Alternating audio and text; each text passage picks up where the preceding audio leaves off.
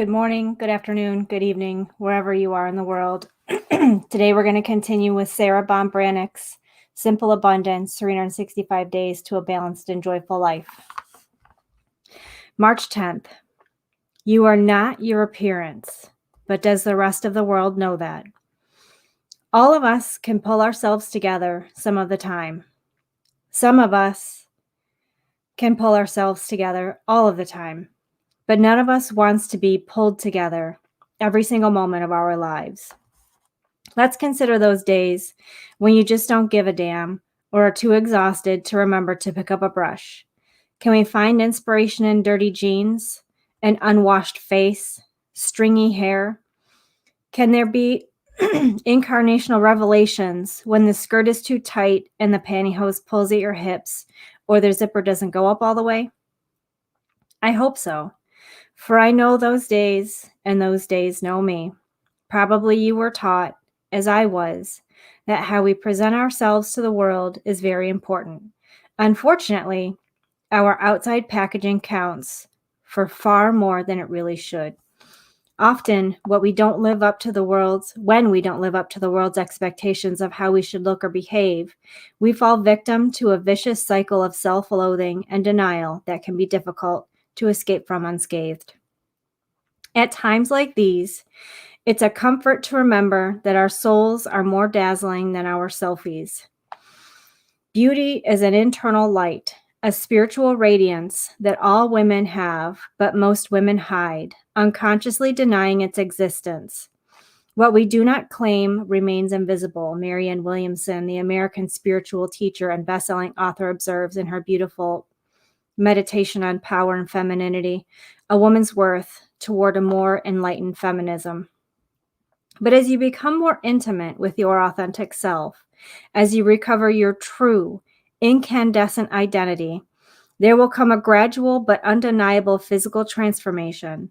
It is absolutely impossible to commit to your spiritual growth, awaken to your own radiant light, and not have it reveal itself on the outside.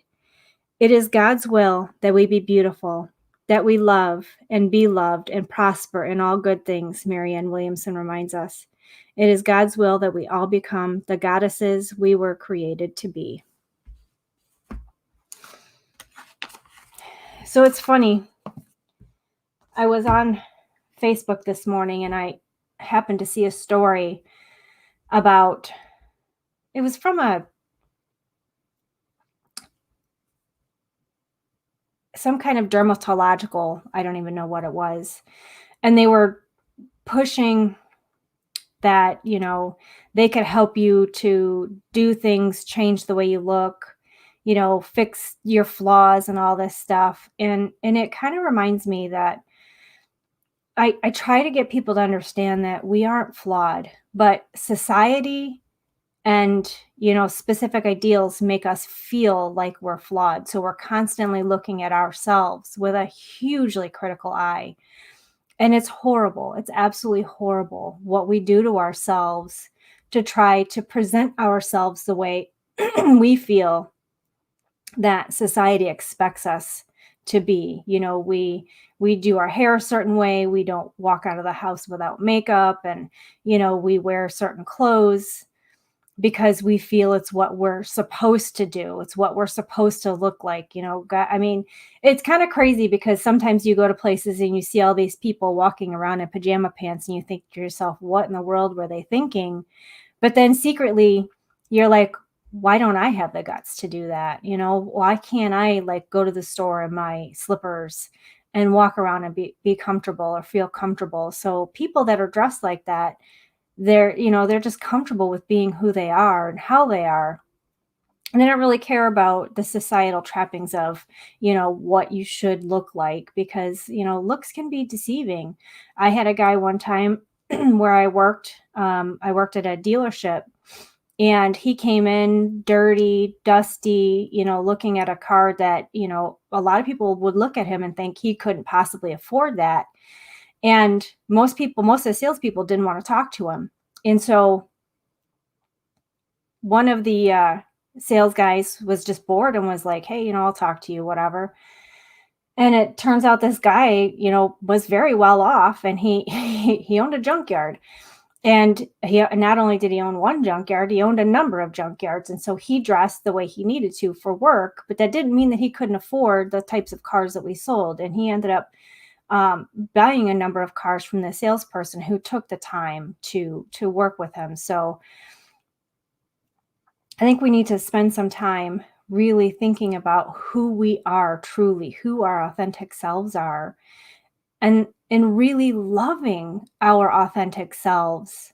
And I wrote in my book that it wasn't until I realized that I didn't truly love myself. I didn't love everything about myself. I didn't love all the flaws, and I didn't love all of the past things that I felt that I'd done wrong, all the shoulds and the coulds and the woulds.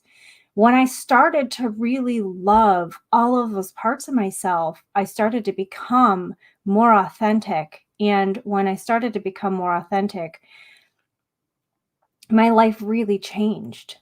And I hate to say it, but there are so many people in the world right now who really just they don't look at themselves in the mirror and say, "I love you." Like, that's one of the hardest things you can do. Look at yourself in the mirror. Look yourself right in the eyes and say, "I love you," and truly mean it. Most of us can't do it. And Louise Hay has a whole book on doing mirror work because she says that it's the most important thing to do is to learn to love yourself. Our relationships with ourselves are the most important relationships we ever have, and it's the longest relationship we'll ever have. And this body that we have, it's the only home we're ever going to have to live in for our entire lives.